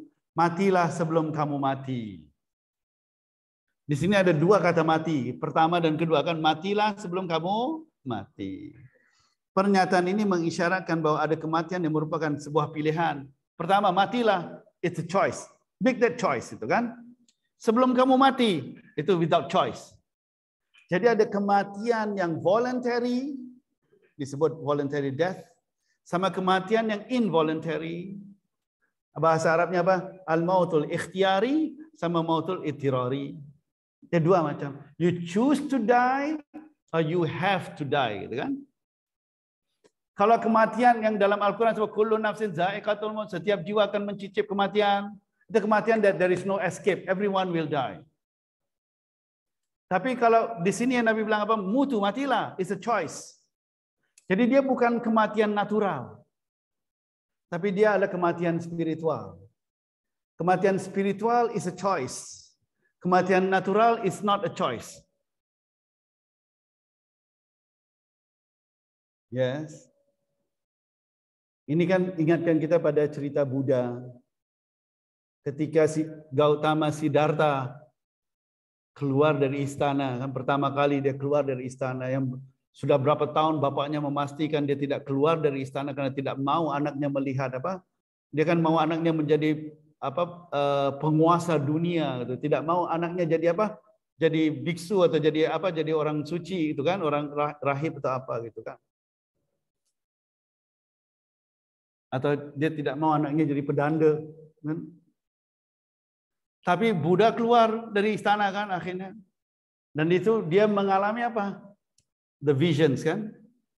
Dia melihat kematian, dia melihat penyakit, dia melihat penuaan. Ini tiga ini. Dan keempat dia melihat apa? Pendeta. Atau pedanda gitu. Tiga ini, kematian, penyakit, dan penuaan, itu adalah cause of suffering. Itu suffering bukan cause. Itu namanya suffering, penderitaan, sengsara. Tapi ketika dia melihat pendeta, itu way out. Itu jalan keluar. Itu spirituality. Simbol apa? Spirituality. Yes. Kemudian lihat di sini Buddha. Aku mau kaitkan dengan kematian. Di situ Buddha terbangkit sebuah aspirasi. Dia ingin membebaskan dan menyelamatkan manusia dari penderitaan. Yaitu dia ingin membebaskan manusia dari kematian, dia ingin membebaskan manusia dari penyakit, dan dia ingin membebaskan manusia dari penuaan. Dan ini semua penderitaan. Dan tiga-tiga ini membebaskan manusia dari tiga-tiga ini mustahil. How can you escape death? How can you escape sickness? And how can you escape apa? Aging. Bisa enggak? Jadi maksud dia escape itu apa? Maksud Buddha escape to death di sini, kan maksudnya apa? Escape dari death is not being attached to it gitu. Escape dari aging, not attached to aging. Escape dari apa? Apa tadi? Sickness is not to be attached to it. Setelah Buddha melihat penderitaan, dia mencari sumber dan sebab penderitaan tadi kan. Ada yang bilang karena attachment atau craving dan sebagainya. Dan kemudian tahap ketiganya, jalan untuk bebas dari penderitaan ini. Dan keempat, dharmanya. Ini kan Buddha cari jalan seperti itu. Jadi di sini juga ketika Nabi bilang, matilah. Maksudnya, kemudian matilah sebelum kamu mati. Itu mati yang kedua itu mati yang Buddha ingin selamatkan kita dari kematian itu kan. Kan Buddha mau selamatkan kita dari kematian, Buddha mau selamatkan kita dari penyakit dan juga penuaan, yes. Jadi di sini ketika Nabi Muhammad bilang, mutu qabla anta mutu, matilah kamu sebelum kamu mati. Itu jalan untuk membebas dan menyelamatkan kamu dari kematian itu. Itu death juga. Seakan-akan choose death before death comes to you. Tapi di sini mati dalam arti apa? Matilah sebelum kamu mati. Disebut ini sebagai kematian voluntary, bukan involuntary. Kematian dengan pilihan, bukan kematian terpaksa. Yes. Itu di dalam filsafat dan tasawuf dibahas ada 3 macam kematian. Voluntary death, involuntary death, sama natural death. Ini kita nggak bahaskan ini. Bahkan kadang mereka simbolkan dengan warna. Ada kematian merah, kematian hitam, kematian putih, dan kematian hijau. Cuma misalnya mematikan nafsu, itu kematian apa warnanya? Yes, begitu seperti itu. Yes, itu that's another topic. Tapi aku mau jelaskan death di sini kan. Sabdaan Kanjeng Nabi kalau dilihat seperti ini sebenarnya adalah sebuah anjuran suluk yang tidak berlaku kepada semua orang. Jadi ketika Nabi bilang mutu matilah, it is not for all. Bukan untuk semuanya, tapi untuk orang yang punya aspirasi untuk bebaskan diri mereka dari kematian. Orang-orang yang bisa menjadi pengikut Buddha. Orang yang punya aspirasi membebaskan diri dari kematian, dari penuaan, dari penyakit. Orang-orang seperti itu. Anjuran ini hanya berlaku kepada para pencari serius yang berada di wilayah tarekah dan bukan di wilayah syariah. Maka suluk tarekah adalah jalan kematian. Mereka yang berada dalam syariah Nabi gak suruh mati. Mereka yang berada dalam wilayah syariat hukum gak perlu mati. Be a good person. Jadi orang yang baik. That's it. Wilayah syariah, you find salvation. Cari penyelamatan, gak masuk neraka. That's good. Masuk surga. Udah. Tapi a person yang go deeper, it's not about salvation. Orang yang masuk ke dalam itu bukan penyelamatan. Tapi apa? Awakening. It's about awakening. And some people don't like to use the word enlightenment. Karena enlightenment sebuah kata yang digunakan dunia modern, Renaissance. Itu gak enak menggunakan kata enlightenment. Itu sebuah kata yang digunakan orang-orang yang gak sadar. Jadi we use the word awakening. Dalam tradisi selalu gunakan kata apa? Awakening. Kan? Yaqzah, sadar, bangun, intibah. Jadi mereka yang berada dalam tahap syariat, kita bicara tradisi Islam kan, ada syariat, tarikat dengan hakikat. Mereka yang berada dalam tahap syariat, mereka harus mencari salvation, penyelamatan, selamat dari neraka dan masuk ke dalam surga. Udah. Berarti apa? Harus jadi orang yang beriman satu, orang yang berbuat ritual, melakukan ritual, dan ketiga orang baik. Yaitu belief, rituals, and moralities. That is will be a good person. You're a good person, you go to heaven, gitu, masuk ke surga. Tapi you may not be awakened, belum sadar, orang yang tidak bangun. Kalau masuk ke dalam wilayah esoterik, wilayah batin atau tarekah, baru bicara tentang apa? Awakening. Mas bicara tentang awakening gitu. Tahap apa? Kesadaran gitu. It is not kesadaran pada realitas. Sadar bahwa ini semuanya mimpi. Sadar pada kamu itu siapa sebenarnya gitu. Yes, jadi tarekah, maka kalau mau sadar itu move to die. Death adalah jalan kesadaran. Kematian adalah jalan spiritual. Kematian adalah suluk. Gitu. Suluk spiritual, suluk tarekah itu kematian. Kematian dalam arti apa tadi? Detach, pindah perjalanan itu sendiri. Yes. Nah, jadi setiap kali kita berada dalam perjalanan, kita sedang mati atau enggak?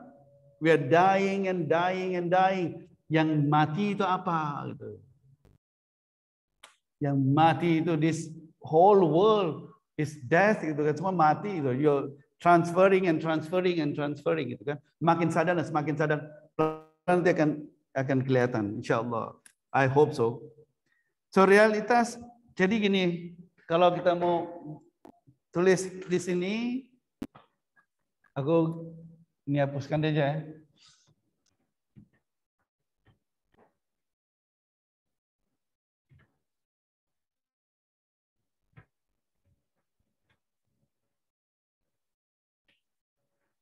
Ini bayangkan, ini the whole reality, the reality. Ini nggak benar ya, karena realitas nggak ada batasnya. Tapi dan kita terjebak, you are here kan? Kita di sini yes. Sini kita sedang apa? Tidur. Tidur nisbah keluar ya. Tapi di dalam kita sedang apa? Bangun, ya kan? Bagi Tuhan yang di sini lihat kita sedang tidur dan kita sedang bermimpi. Manusia yang sadar melihat kita sedang tidur.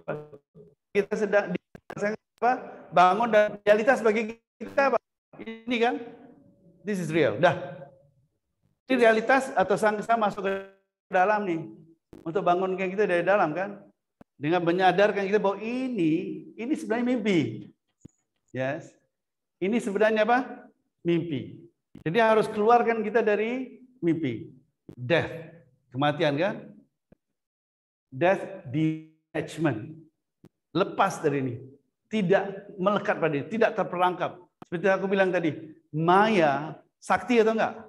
Ini wilayah maya buat kita lihat ini mimpi ini enggak? Dan kita merasakan di real kan? Itu maya. Bagaimana melepaskan diri dari maya? Yang sakti. Emang kamu mau lepas dari maya? Enggak. Kan? Emang mau lepaskan diri dari maya? Enggak. Gitu. Jawabannya enggak. Bagaimana kita melepaskan maya? Maya sakti. Maya bukan ini ya. Maya itu illusion yang ada di sini. Ketiga, istilahnya kayak orang katak bawa dalam tempurung gitu kan. Kan dia itu real itu that's the reality. Ataupun kita lihat dalam Republik Plato and the shadow Kan orang yang ada dalam gua dan melihat bertahun-tahun dia terpenjara di gua. Plato kan kasih bayangan apa? Ada 3 orang terikat gini dan kepala mereka tidak bisa memutar ke belakang. Jadi mereka melihat tembok gua dan di belakang mereka ada api, di sini melihat bayangan. Ya kenapa harus gitu ya? Simbolnya itu harus apa? Contoh harus terikatlah tangannya, dia tidak bisa gerak. Jadi dia di bayangan yang bergerak dia pikir itu real. Jadi tembok gua itu dia pikir apa itu real, itu kan bayangan-bayangan. Ternyata apa? Ketika dia keluar dari gua, dia oh ternyata itu bayangan aja. Itu kan suluknya, kata Plato seperti itu jalan. Jadi kita terperangkap seperti itu. Ini dalam kalau mau guna simbolnya Plato, kita berada dalam gua enggak? Kalau gunakan peribahasa kita berada dalam tempurung enggak? Begitu aja. Itu Maya. Dan Maya pegang tempurung itu banget kan? You cannot escape from that gitu. You cannot get out from that cave. Gak bisa keluar dari gua tadi gitu. So harus apa? Harus sang kesadaran masuk ke dalam dan beritahu pada kita ini semua mimpi ini. Nah, di situ dibilang matilah, choice. Matilah sebelum kalian mati. Yes, that is your choice. Jadi perjalanan spiritual mulai dari pilihan kita. This is I choose to escape atau detach from this dream world. I choose. This is my choice. Tapi that choice, pilihan itu harus kuat tekadnya. Harus ada aspirasi, himmah, strong will. Tidak cukup by making choices. The choice must be strong. Harus ada himmah. Yes. You need to get out of this cave. Keluar dari gua ini. Keluar dari tempurung. Keluar dari kekuatan dan keperkasaan Maya. Yes. Dari kesaktian Maya gitu. Now, ketika kita keluar, kita lihat di sini apa? Ketika detach, kita mulai sadar apa? Ini realitas luas atau enggak? Luas dan tinggi. Of course di sini kan masuk ke sini, another wilayah, masuk ke lapisan lagi kan? Masuk lapisan lagi, yes? Sampai tidak ada batasnya gitu. So death and death and death and death. Maka itu dalam Al-Quran disebut kullu nafsin za'iqatul maut. Bahwa kita selalu dalam keadaan mencicip kematian. Perjalanan. Terus death and death and death and death. Yes? Now, realitas of course punya banyak derajat. Semakin ke atas, semakin dekat pada sang realitas, semakin real atau enggak? Semakin jauh dari sang realitas, less real, and sampai not real, gitu kan? Sampai ke bawah not real. Oke Kak, jadi more real, most real, and the only real di atas. Kalau di bawah less real, less. Jadi kita sekarang ketika berada dalam mimpi, kita berada di bawah atau di atas? Jauh dari sang realitas, jauh dari sang kesadaran kan, maksudnya apa? Kita mimpi, illusion dan sebagainya gitu. Jadi sebenarnya gini, maksudku gini. Aku mau jelas. Ini kan mimpinya kan? Yes. Ketika kita sadar, kita keluar dari mimpi ini atau enggak? Ketika kita sadar, kita keluar dari mimpi enggak? Di rumah? Enggak. Mimpi ini hilang. It was not there. Enggak pernah ada di situ. Kan namanya illusion. Bukan I escape the illusion. As if illusion. Itu illusion lagi tuh.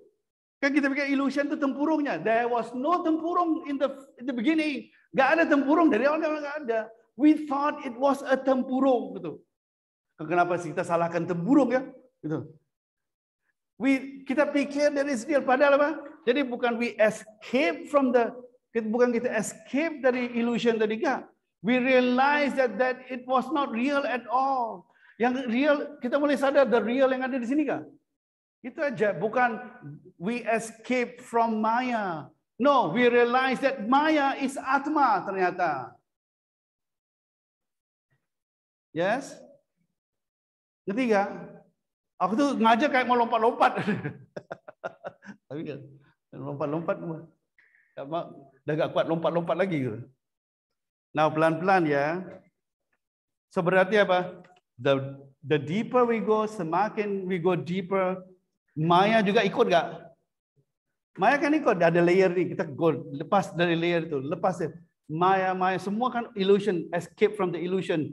Dan apa? Kita sadar that this is not real. Maya gak pernah ada.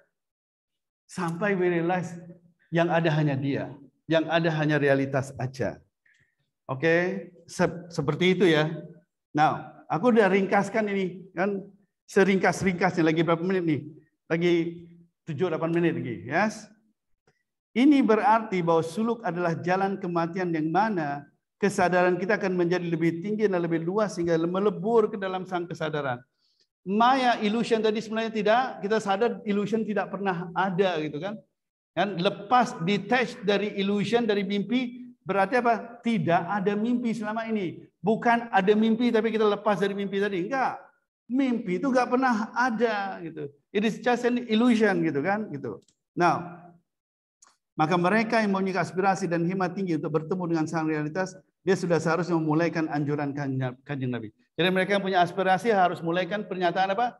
Anjuran Nabi itu apa? Mutu, matilah. Jadi siapapun yang punya aspirasi akan mulai mati. The path of death gitu kan. Kemudian sampai lihat di halaman 5 itu. Aku jelaskan sangat gimana ya. Jadi tapi untuk the question is sekarang. Aku balik this point. Ada karunia, ada upaya, yes. Karunia ilahi dan upaya insani, yes. Yang menentukan kita terbebaskan dari maya, karunia ilahi atau upaya insani. Jelas karunia ilahi, jelas karunia ilahi. Upaya insani, kalian lakukan apapun gak bakal terlepaskan. Bahkan akan terjebak dalam maya lagi. Bahkan merasakan sudah real tapi ternyata masih apa? Maya. Yang bisa menyelamatkan kita hanya karunia ilahi. Seperti aku tadi bilang, kita nggak bisa membebaskan diri kita dari apa? Mimpi ini kecuali sang kesadaran sendiri. Jadi yang akan membebaskan kita dari mimpi ini adalah apa? Sang kesadaran. Karunia ilahi bukan upaya insani. Nah, kalau seperti itu, pertanyaan berikutnya, jadi manusia harus ngapain? So what do we do? Kontribusi kita dalam hal ini apa? Istilahnya lah. Kontribusi Tuhan kan dia kasih apa? Dia turunkan nabi, kasih wahyu, kasih apa, kasih Buddha, kasih apa? Para Krishna turun dan sebagainya, semuanya diturun. Tapi kontribusi kita apa? Kontribusi kita satu aja.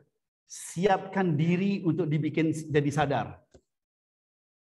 Prepare yourself to be the container of awareness gitu. Siapkan dirimu untuk menjadi wadah sang kesadaran. Sang kesadaran datang pada dirimu. Kamu jadi wadahnya, kamu jadi tamannya. Dia yang datang. Ketika misalnya bayangin gini, kegelapan.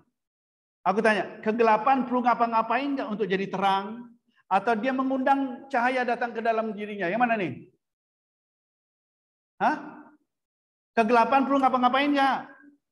Atau kegelapan siapkan dirinya untuk kedatangan cahaya? Yang mana nih?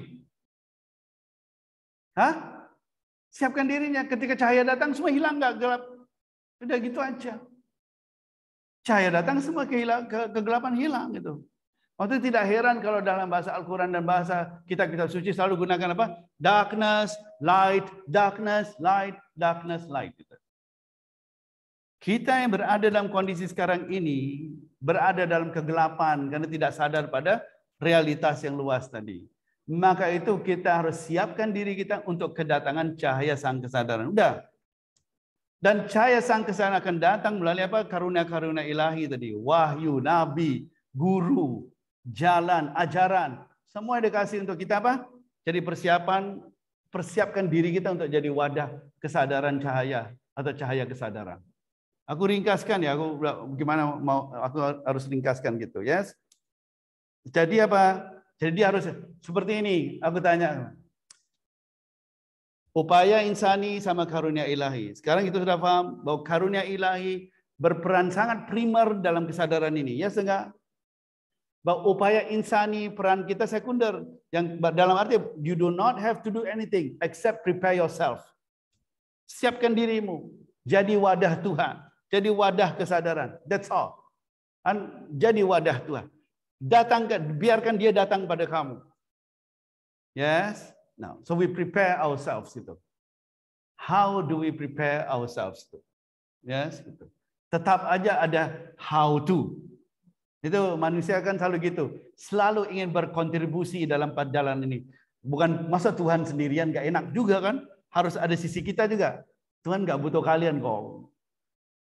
Dia menyadarkan semua. He doesn't need you gitu kan. All he needs is for you to prepare yourself. That's all. Yes. Aku kasih berapa simbol. Simbol benih. Benih ditanam kan? Ditanam. Yang tanam siapa? Petani. Sebelum itu benih itu dibawa masuk ke dalam kebun dulu kan? Kebun itu apa? Lingkungan. Kemudian ditanam dalam tanah oleh petani. Petani itu apa? Guru. Kemudian guru ini kasih apa? Air, pupuk, matahari cukup. Benih itu tinggal apa? Tumbuh atau enggak? Pertanyaan, bisa enggak petani itu tumbuhkan benih? Atau benih itu harus tumbuh sendiri? Petani kasih semua yang diperlukan pada benih tadi, yang diperlukan benih tadi. Ya enggak? Benih itu cuma meresap apa yang sudah diberikan oleh petani atau guru tadi. Meresap. You absorb the teachings, absorb the guidance. Yes? Dia menyerap, meresap ke menyerap. Dia menyerap, dia harus menyerap aja gitu. Absorb the guidance gitu. When you absorb, you grow. Itu namanya spiritual growth, pertumbuhan spiritual gitu. Tapi of course ini semuanya dengan sang kesadaran, itu yang guru. Yes. Contoh satu lagi apa? Contoh empu keris gitu. Contoh apa? Contoh empu keris. Mana dia kasih contoh empu keris?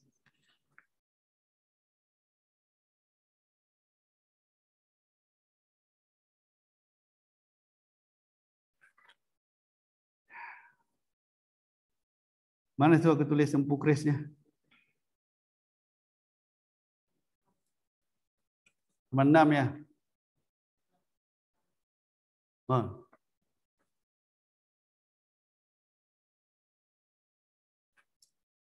Saya kayak empu keris. Seorang pandai kan bikin apa? Jadi dia jadi berperan sebagai empu keris. Kalau dia mau bikin keris, pertama dia harus ada bahan-bahannya kan. Nah, biasa ada 4 bahan, ada 3 bahan gitu kan. Tapi sebagian menjelaskan ada 3 bahan. Ya, 3 bahan. Satu di sini ada apa? 1 baja, simbolnya Brahma.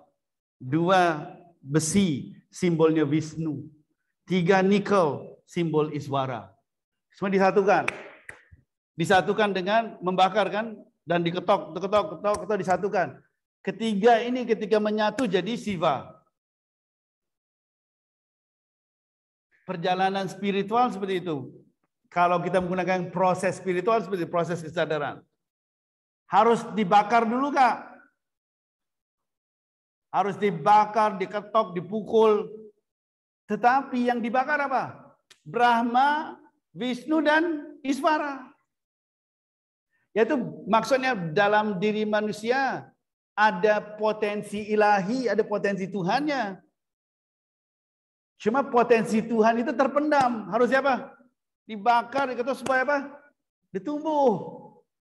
Ditumbuh. Benih tadi, pohon itu sudah ada dalam benih, gak terpendam dalam apa? Potensi pohon sudah terpendam dalam benih, gak? Sudah ada, cuma kita membakar apa? Dia grow, itu keluar gitu. Sama juga keris. Sampai keris itu menjadi apa? Sempurna. Jadi empu keris itu mursyidnya guru enggak? Kerjanya guru itu mukul murid. Bukan murid, Masya Allah, kamu sudah bagus. Enggak. Lo jelek orangnya, lo belum apa-apa lagi. Lo gitu guru. Dipukul-pukul, dibakar.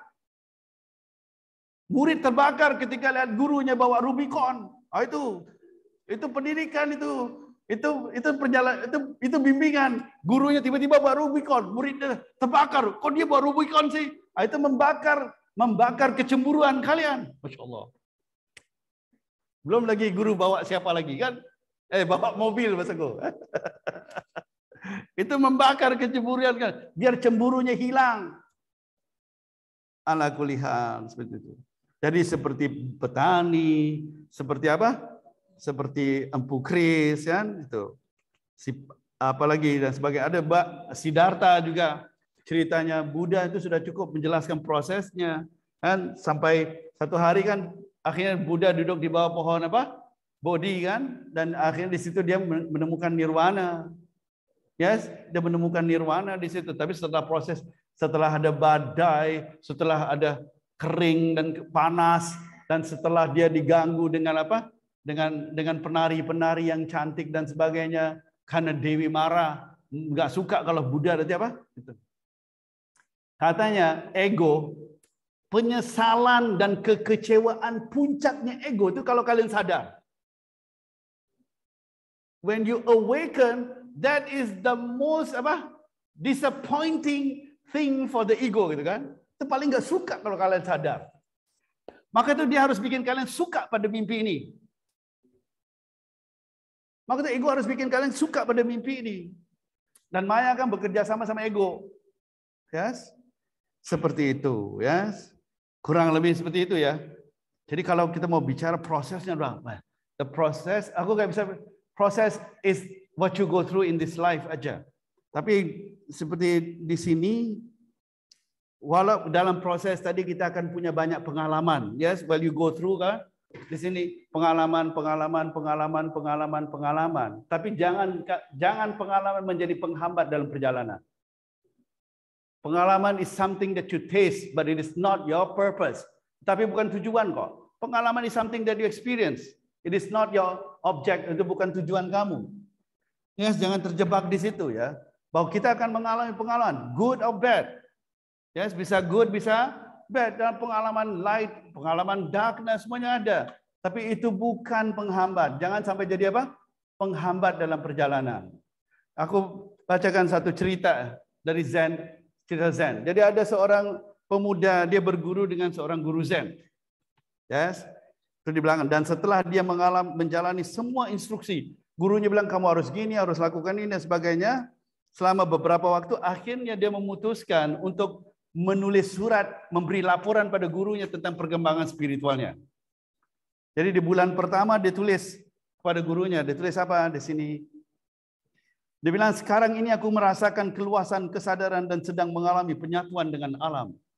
I am in union with the world, with the universe.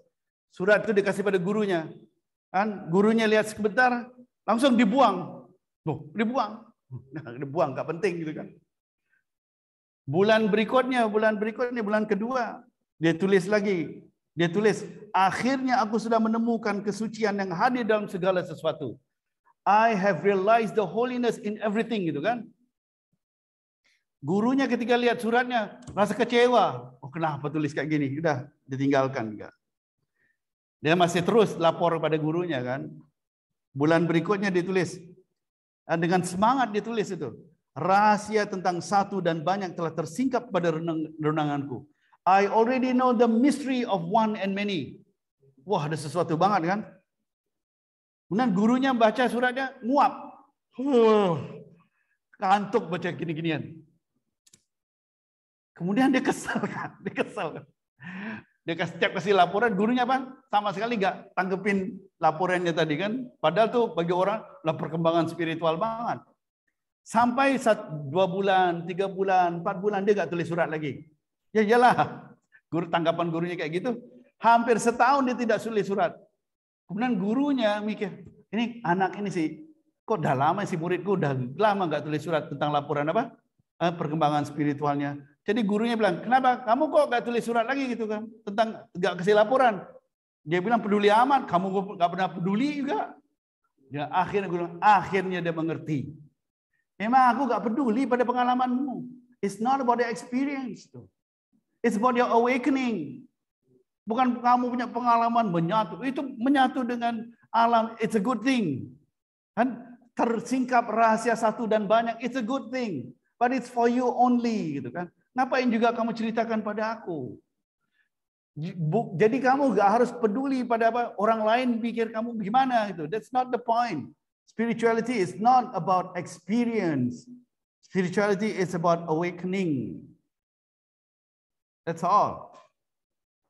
About awakening, dan this is a long process itu, alchemical process. Bahwa jiwa besi satu hari menjadi apa? Emas. Gitu. This is about alchemy, a transformation, alchemical transformation gitu. Enggak ada waktu aku mau apa? Mau jelasin itu semuanya, tapi at least you know the process. Gini aja, kalau orang tanya, aku ringkaskan aja ya. Proses kesadaran. Jawaban apa? Susah, sulit, menderita, banyak problem. Udah. Sabar, tawakal, ridho, jalan. Dah. Accept whatever. Asal kalian siap menjadi wadahnya. Accept whatever. Asal kalian siap jadi wadahnya. Of course, aku nggak akan cerita proses nanti kalian akan melihat cahaya biru. Kemudian kalau terusin 3 bulan meditasi akan melihat cahaya kuning. Kemudian setelah meditasi lebih dalam, masa dari kundalini dari bawah sampai ke atas ini ke cakra ke atas. Wow, aduh itu cerita fairy tales itu. Bukan it is not real. Tapi all those things can become a trap for you. Semuanya bisa jadi jebakan. Semua bisa jadi jebakan. So you need to be aware of the traps in the spiritual journey. Gitu. Harus sadar pada perangkap yang ada di jalan spiritual ini. Jangan terperangkap. Gitu. Jangan terperangkap. Itu aja. Proses apapun yang kalian sudah lewatin, kalian merasakan sudah menyatu dengan alam, satu dan banyak tersingkap untuk kalian. Itu semuanya perangkap atau enggak? Itu semuanya perangkap. Sampai kalian sadar. Kalau kita tidak sadar juga, sebagian sufi bilang, half a journey is the same with the whole journey. Separuh perjalanan sudah sama dengan seluruh perjalanan gitu. Kalau kalian punya nyali untuk mati dengan pilihan kalian, itu sudah satu hal yang besar. Yes, aku bisa jelaskan ini aja buat sementara ini, ya, ringkas aja kan, tentang apa? Jalan kesadaran. Kalau prosesnya lah, that kalian akan ngalamin, asal kalian ingat itu aja. Jangan sampai pengalaman jadi penghambat dalam perjalanan saja. Kan? Always listen to the guru gitu kan. This is a trap, lepas dan escape, lepas dari this trap. Semoga aku rasa cukuplah gini kan. Ini kalau ada pun nanti kita lanjutin di waktu yang lain aja itu. Yes. Semoga. Ya. Alhamdulillah. Rabbil alamin. Terima kasih Pak Bakir. Oke, saya buka untuk pertanyaan dari teman-teman. Bagaimana? Ada yang ingin bertanya, silahkan bisa langsung raise hand atau buka mic. Mbak Putri kayaknya senyum-senyumnya pengen tanya. Pak Bakir, tadi dalam paparan Pak Bakir kita menyebut tentang tarikah dan syariat. Apakah ini juga pilihan, Pak? Karena kalau misalnya kesadaran itu datang kepada kita, itu kan yang lebih penting daripada usaha insani. Nah, apakah orang memilih syariah atau orang menjadi syariah atau menjadi spiritual atau bahasanya Bapak tarikah itu adalah suatu pilihan atau memang begitu aja mereka nggak dapat gitu Pak?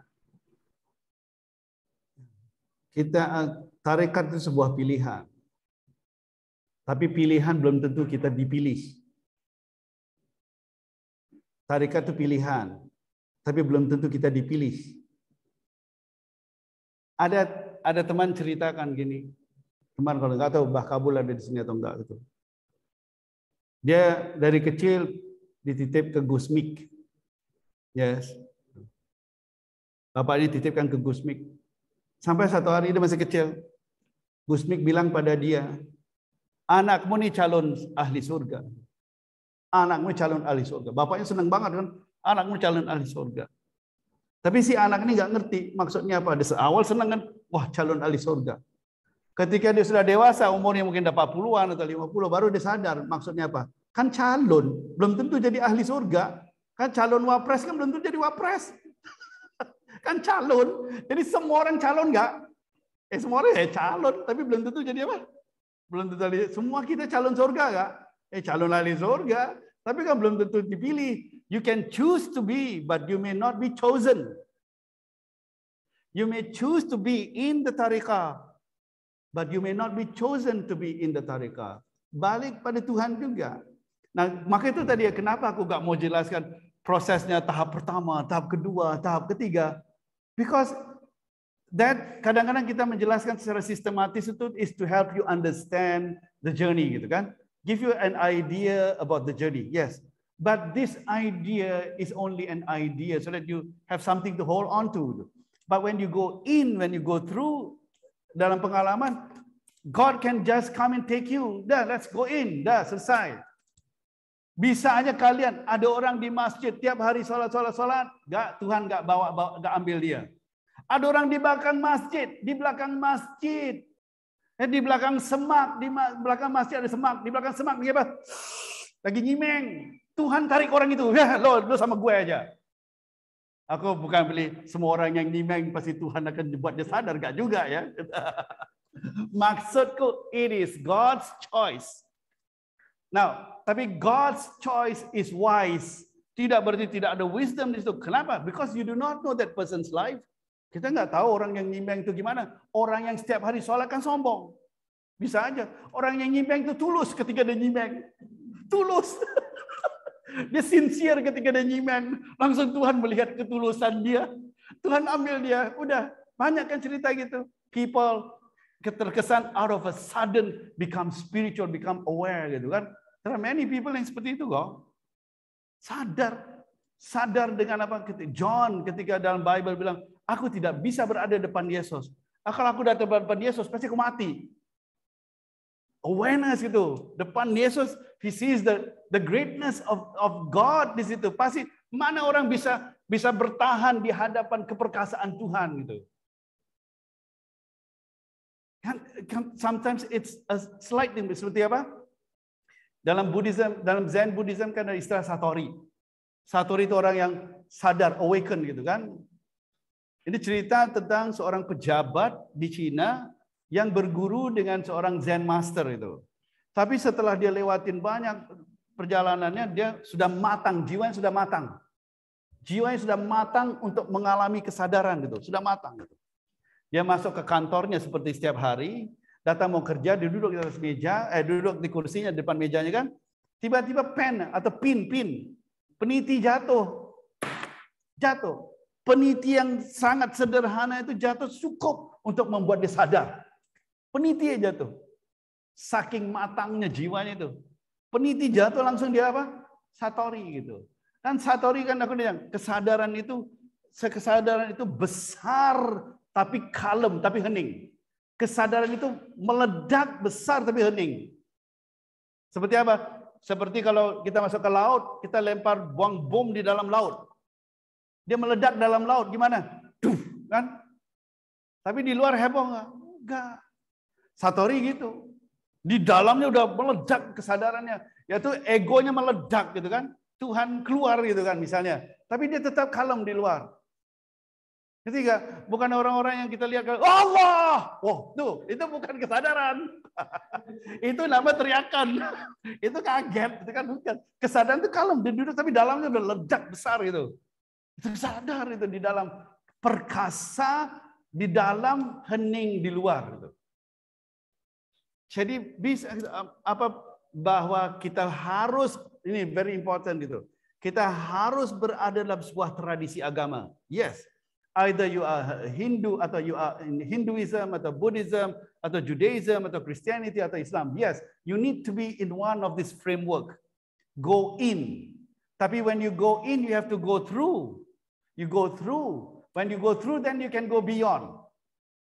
Go through the framework. Do not get stuck in the framework. You go through otherwise that religion becomes a maya for you, another dream for you.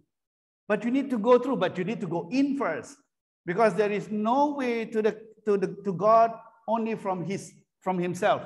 Tidak ada jalan kepada Tuhan kecuali jalan Tuhan berikan pada kita.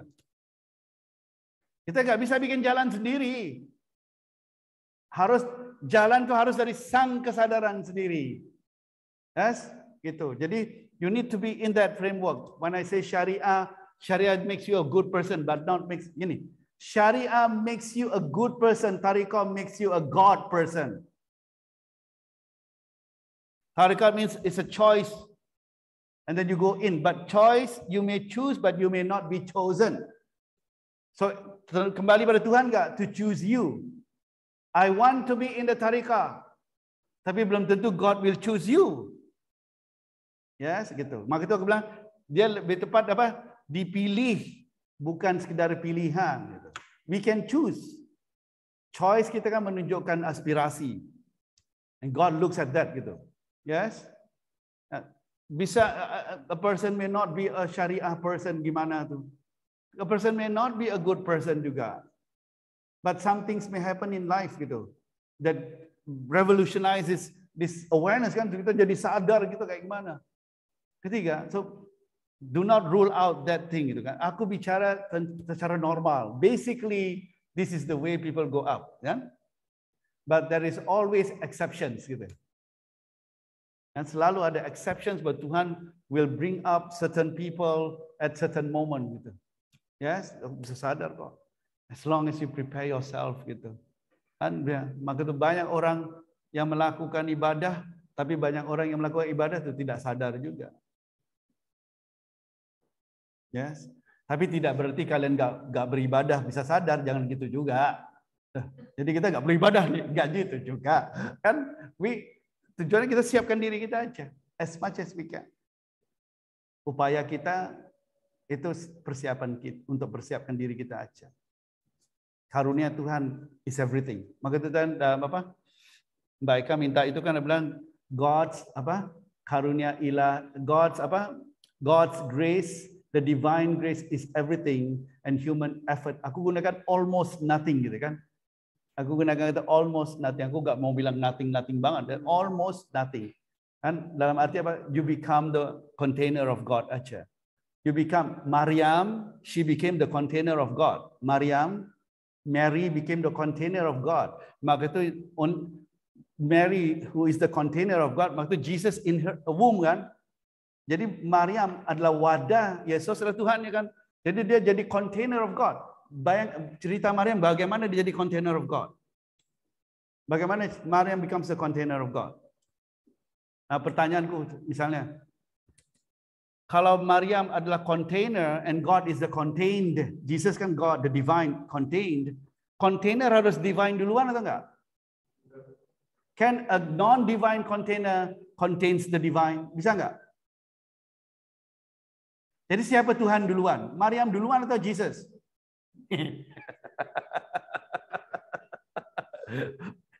Gitu.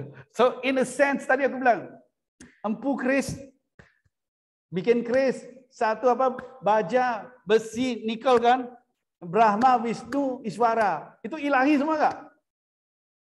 Jadi sebenarnya God works on your soul atau God works on Himself who is in your soul. He works on himself itu. Dia mau keluar, dirinya mau keluar di situ. You are stopping him from coming out. Itu aja. Ketiga, maka itu he has to burn you. He has to hit you kan. Harus bakar itu supaya apa? Mekar itu kan keluar itu. Nah, jadi kalau mau tanya prosesnya, bayangkan orang bikin keris dia bakar, tong, kan? Kayak gitu. Itu kita lagi diapain? So that kita lepas. Yes, I hope you get that gitu kan. Semoga. Cukup. Aku rasa gitu. Ya Mbak Afid. Terima kasih. Ada lagi yang mau bertanya? Mungkin. Saya mungkin ada sedikit Pak Bakir. Pada saat kita prepare ourselves, apakah ada sign bahwa we are on the right track gitu loh? We think we are preparing ourselves, tapi ternyata we're not gitu. Dari mana tuh kita taunya tuh?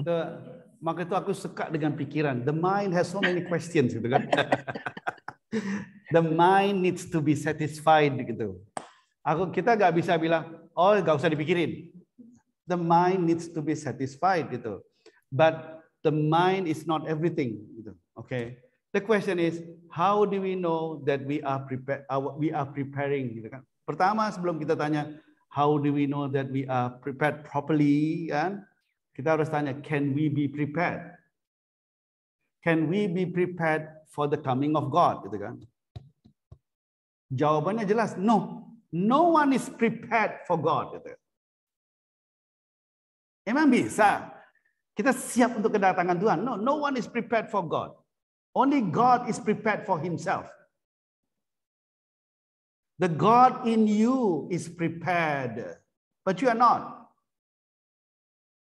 Jadi apa? Because the God in you, God sees himself in you.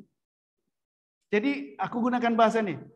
Dia karena kasih sayang, because of his mercy, he takes you in. Because of his mercy. Tapi lebih tepat apa? Bukan karena kasih sayangnya, tapi karena dia kasihan. Kasihan ini di depan pintuku, ketok tiap hari. Buka dong, buka ya Allah, buka ya Tuhan, buka. Ketok. Jadi Tuhan bukan kasih sayang, karena kasihan kamu di luar pintu udah berapa tahun gitu kan. Dia buka.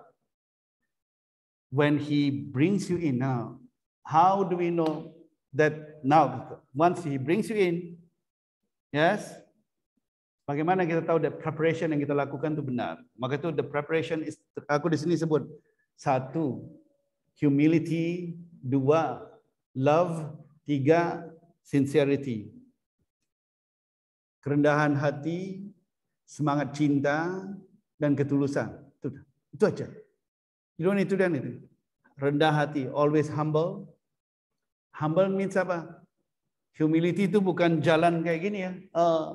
Enggak, itu kesopanan, dan itu kesopanan adat gitu kan. Itu. Humility adalah kesadaran. Segini. Realitas transcendent, realitas juga imanen. Yes? Ketika kita berhadapan dengan transcendent, kita jadi humble. Transcendent tinggi.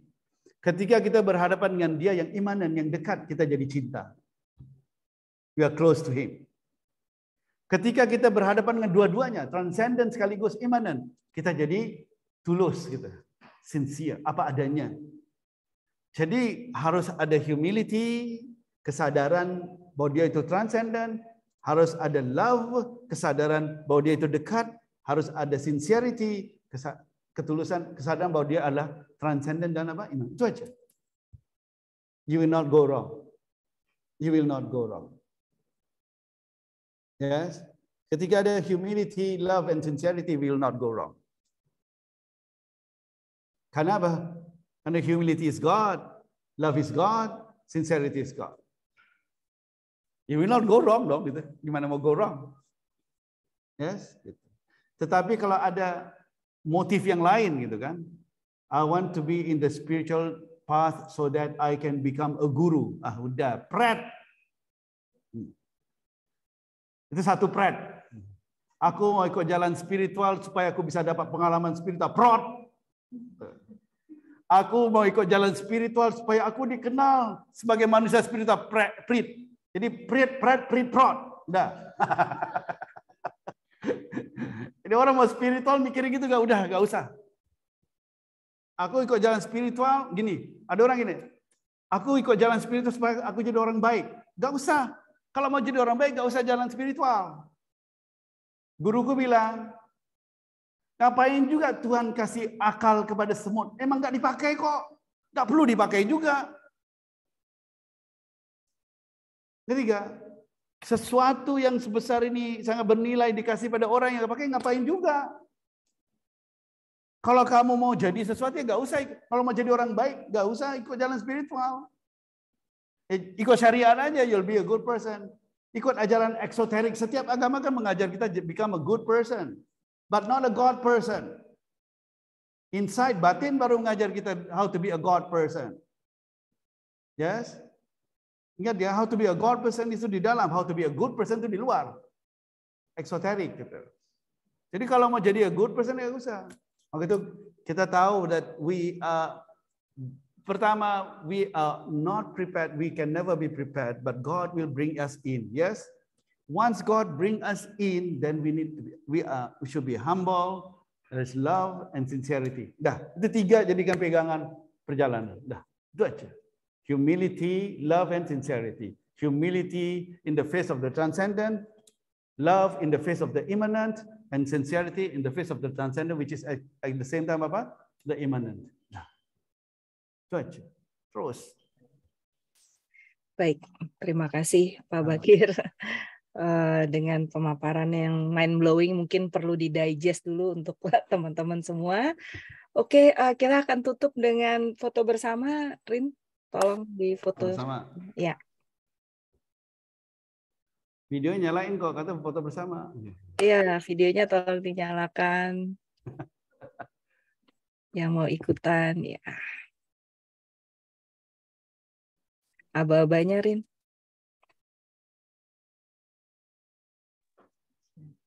Hitung ya. Ya, halaman 2 nggak dapat dong.